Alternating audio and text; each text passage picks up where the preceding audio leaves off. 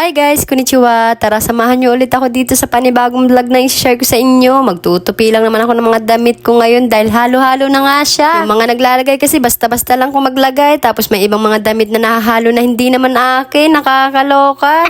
Uy, napanood nyo ba yung PBB kagabi guys? Sabay ganun no? Updated yarn. Grabe kasi yung tension sa pagitan nila Dustin at Klang, no? Halos yung FYP ko nga ay puro sa away na lang nilang dalawa. Bakit naman kasi pinaiyak itong si Bianca? Nalulungkot tuloy si Dustin.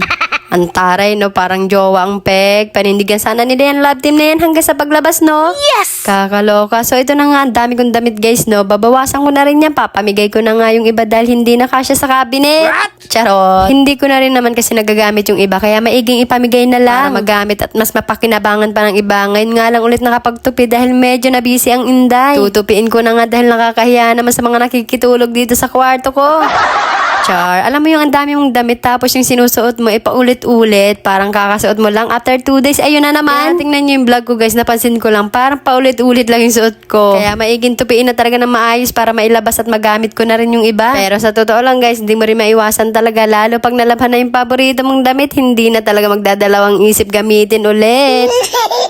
Parang yung pamangkin ko nga lang na si Julia, yung nasa sampayan pa lang kinukuha na agad. Kung mapapansin nyo nga mga nakatupi na yan guys, separate ko lang yung mga shorts at t-shirts. Basta-basta lang din kasi maglagay yung mga nagtutupi ng damit. Pasok lang na pasok sa cabinet. Dahil mainit yung panahon ngayon, yung mga maninipis nga lang yung sinusuot ko. Kahit paulit-ulit pang isuot, okay lang yan. Basta komportable. Kung yung mga artista nga nag-uulit din ng mga damit tayo pa kaya. Alam kong hindi lang ako yung paulit-ulit yung sinusuot. Marami tayo. Kala nyo dyan.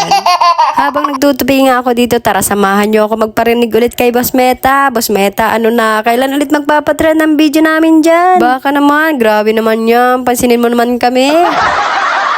Kay TikTok, ang dami na namin trending na video. Sa'yo kaya, Boss Meta, kailan ulit? Ang tagal na nung last video namin na nag-trend. Nasa Japan pa ako. Dito naman sa Pinas, paramdam naman dyan. Yes! Nabubuang na nga kami kakasayaw ng mga pamangkin ko. Hindi mo pa rin kami pinapansin. Sana mapansin mo ulit. Ayan, binilisan ko na nga pagtutupi ko. Sana next time, Boss Meta, ganyan na rin kabilis ang respond mo sa aming mga video. What? Charot! Ayan guys, baka naboboring na kayo sa pagtutupi ko na matagal. Kaya ayan, timelapse na natin dahil marami pang tutupiin. Para rin kasing hindi nababawasan kung hindi mabilis ang kilos. Mas mabilis talaga matapos kapag mabilis ang kilos. Nakikita mo na rin talaga na may pagbabago. Kaya sana, Boss Meta, next time, ganyan na rin kabilis ang pagtitiran ng aming mga video. Thank you! Ayan na nga guys yung papamigay ko. Natapos na rin magtupi. Ayusin naman natin itong kama para naman matuwa yung mga natutulog dito.